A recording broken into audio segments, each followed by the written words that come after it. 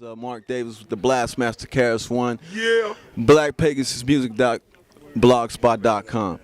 Now I just gotta, I want you to elaborate on something for me. I'm gonna drop something. Mastermind Productions, Pat Miller, Keyboard Money Mike, Yes. Ced-Gee, Scott LaRock, SP12 Ultramagnetic MCs. Yes.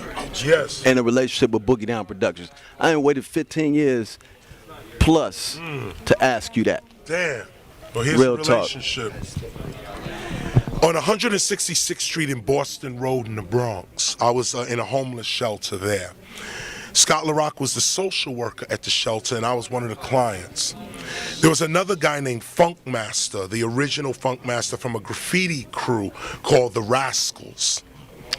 And Funk Master was a security guard at the shelter. Funk Master heard me and Just Ice in the bathroom of the shelter beating on the wall, and Just Ice was doing LaToya back then on the wall. We used to go, I used to do the beat, and he used to be like, LaToya, LaToya. So I used to do the beat, and he used to do the LaToya. So Funk Master heard it and said, yo, there's a dude in the projects named Ced-Gee, and he got this new machine, a new sampler. And you gotta go check him. So I went over there. Now here's the deal, I'm coming out the shelter, I'm dirty, I stink, my clothes is like, I'm out the shelter. They didn't judge me. I'll never forget this about Ced-Gee, okay? When I met Ced-Gee, he was chilling. He was fresh from head to toe. He was eating every day. I walked in his house. I'm the homeless guy. I walk in. First thing, his mom sat me down. His mom sat me down and put a plate of food in front of me. I didn't ask for the food or nothing, but I guess they assumed. She put the mac and cheese out with the same. It just was like out of a playbook, like an African American recipe book. You know, mac and cheese, collard greens, fried fish, candied. It was like a Thanksgiving dinner. I sat down. Now I'm from the shelter. Everything's plastic and styrofoam. This is the first time in like maybe even a year that I see a ceramic plate and a steel fork.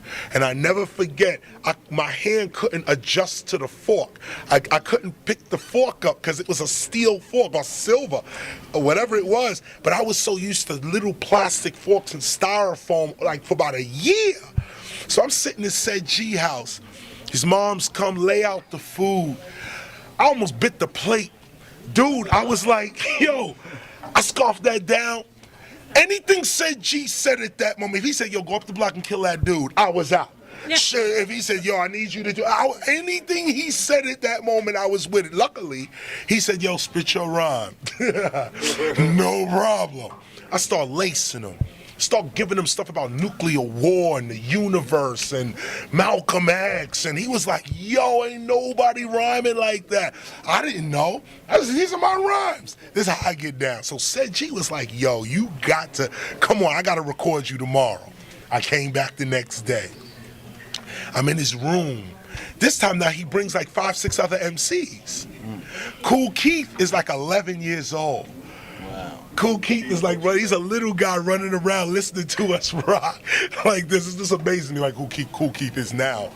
But then Kool Keith was real young, Ced-Gee, and his brother Pat, rest in peace. So these 5 MCs are in there, and they have the old rhymes. You know, like Run DMC, you know, I'm D, he's Run, I'm J, he's D, we gonna rock this beat, da da da da da. They was going like that. So I'm coming with, that's all single, no more, no lie. That's how I was going. I'm like doing 16, but I never heard that. You know, this is before poetry was, that's before Eric B. and Rock, this is before all the styles changed. It was all Run DMC style. So Ced-Gee caught me, he said, yo, let's make demos together. So technically, I'm the first member of Ultramagnetic.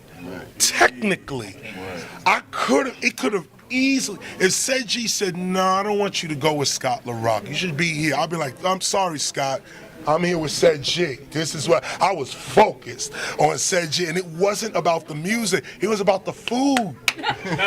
It was about the food and the warm plate. And to be in a room, like outside the shelter, I was like, I can live here forever. I'm homeless.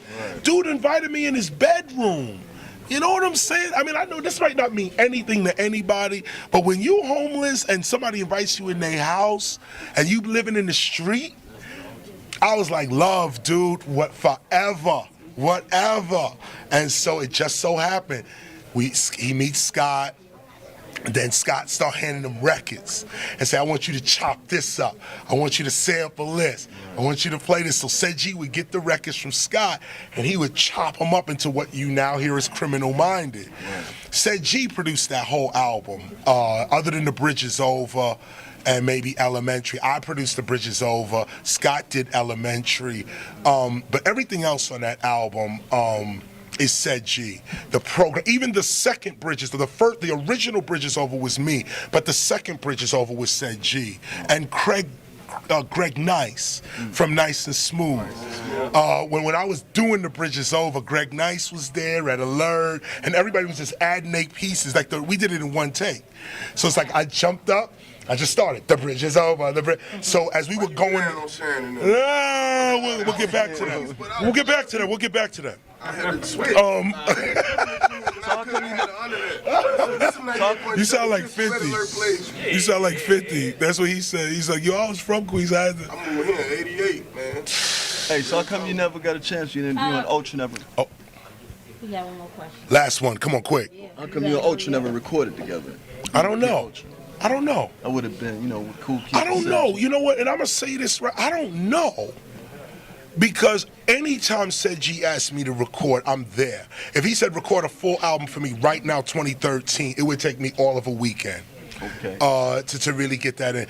Ultramagnetic is beyond a group to KRS. These dudes started me, like, from homelessness to producing the album, and then they went on and did their own thing. This is a brilliant mind, Ced-Gee. Brilliant. He just didn't get like Dre respect or even Primo respect, but the original dudes like that, these were geniuses. Like, these dudes was hitting them drum machines, something awful.